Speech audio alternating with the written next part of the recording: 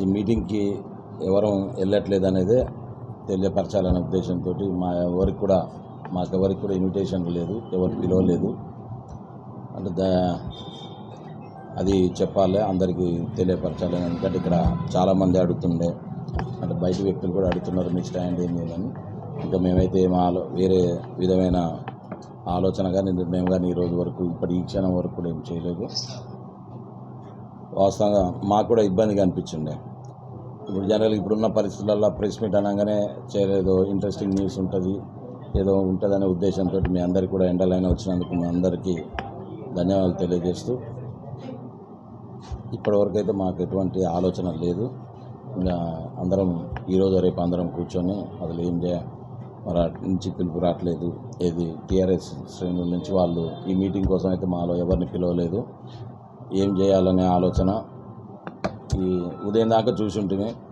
కేసీఆర్ గారు వస్తున్నారు కదా, పిలుస్తారని నేను పిలవలేదు. కాబట్టి ఏం చేయాలన్నది రేపు అందరం ఈ 2 రోజులలో మాకు సంబంధించిన వాళ్ళందరూ కూడా, ఇట్లాంటి వాళ్ళు నియోజకవర్గ వ్యాప్తంగా ఉన్న వాళ్ళందరితో కూడా ఈ 2-3 రోజులలో ఒక మీటింగ్ పెట్టి వాళ్ళందరితో కూడా మాట్లాడి, మా నాయకులు, మా ఎమ్మటి ఉన్న కార్యకర్తలు, మా వార్డులలో ఉన్న ముఖ్యమైన అందరితోటి కూడా ఈ 2 రోజులలో చర్చించి ఒక నిర్ణయం తీసుకుని ఏం చేయాలన్నది తీసుకొని మళ్ళీ మీ అందరినీ మీ ఉన్న దగ్గరికి మేము రావటమా లేకపోతే అందరం ఒక దగ్గర కలవటమా చేస్తామని చెప్పి తెలియజేస్తూ మరొకసారి అందరికీ ప్రత్యేక ధన్యవాదాలు తెలియజేస్తున్నాం. అందరం కలిసి కూర్చొని నిర్ణయం తీసుకొని మేము ఏ నిర్ణయం తీసుకున్నా ఫస్ట్ మీకే తెలియపరుస్తాం.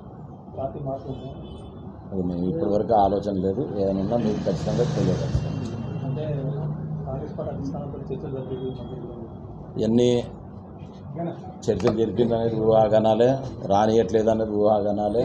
అది ఎవరైతే కాంగ్రెస్ పార్టీ సముద్రం లాంటిది, ఎవరు వద్దనేది ఉండదు, ఎవరు పోయేది అనేది ఉండదు. ఏ పార్టీ అయినా ఎలక్షన్స్ వచ్చినప్పుడు చేర్పులు మార్పులు అనేది సహజం, అన్నీ జరుగుతూనే ఉంటాయి. ఇక అదంత దూరం అయితే మేము వెళ్ళలేదు. ఎమ్మెల్యే గారితో మేము కలిసి 4 ఏళ్ళు కౌన్సిల్లో పనిచేసినాం. ఆయనతో వ్యక్తిగత విభేదాలు ఏముంటాయి, రాజకీయ పరాన్ని ఉంటాయి. అది వేరు పార్టీలలో ఉన్నాం కాబట్టి ఉంటే, వ్యక్తిగతంగా ఏం లేదు. రేపు మా వాళ్ళందరూ ఏం నిర్ణయం తీసుకుంటే దానికి కట్టుకుంటాం. అందరం కలిసి తీసుకునే సమిష్టి నిర్ణయానికి అందరం కట్టుబడి ఉంటాం.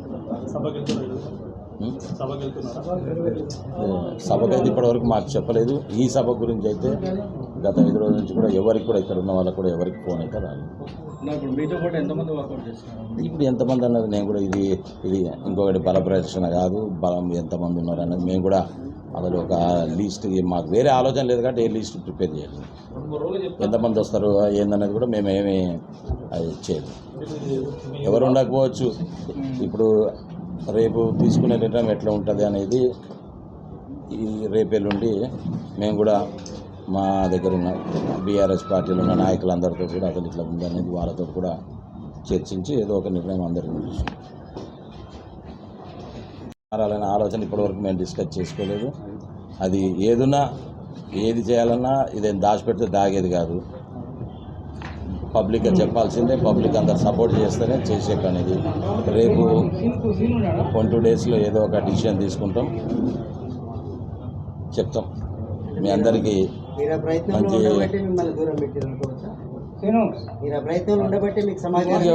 వాళ్ళ ఆలోచన మనకు తెలియదు, మనం తెలియని దానికి వాళ్ళ ఆలోచనలు ఉన్నారా లేరా అని మనం చెప్పడం భావ్యం కూడా కాదు. వాళ్ళ మనసులో ఏముందో మనకు తెలియదు కదా, మన మనసులో ఏముందో చెప్పగలుగుతాం, ఎదుటి వాళ్ళ వ్యక్తుల మనం చెప్పలేము కదా.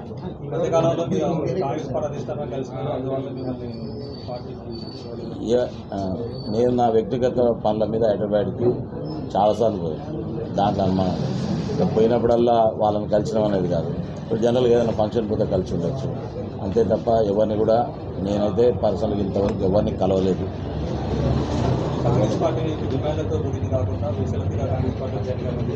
ఇప్పటివరకైతే అట్లాంటిది ఏం లేదు. ఏమంటే చెప్పాను 1-2 డేస్లో అందరం కూర్చొని మాట్లాడినప్పుడు ఎందుకంటే మీ అందరు సహకారం కావాలా, సపోర్ట్ కావాలా.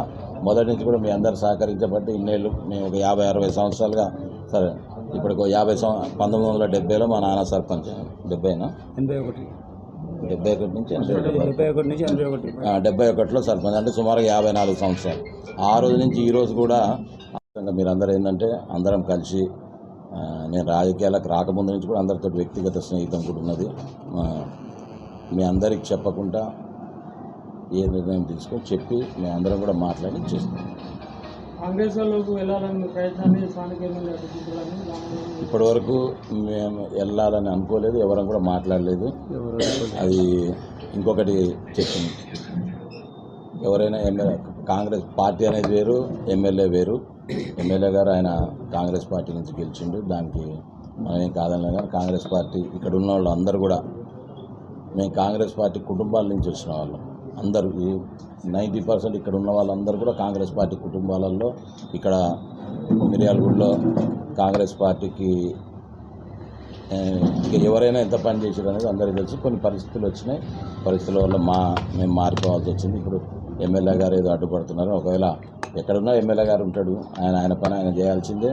ఒకవేళ ఎవరు దాంట్లో ఉన్నా ఆయనకు అనుకూలంగా ఆయన నాయకత్వంలోనో ఎట్లా ఆయనతో పాటు కలిసి పనిచేసేది ఉంటుంది. కానీ ఆయనకి మాకు విభేదాల్లో, వ్యక్తిగత విభేదాల్లో ఏ పార్టీ పరంగా కూడా రాజకీయంగా ఉన్నది. కానీ వారు కాంగ్రెస్లో ఉన్నారు, మేము టీఆర్ఎస్. అది తప్ప మాకు వ్యక్తిగతంగా ఏం విషయం.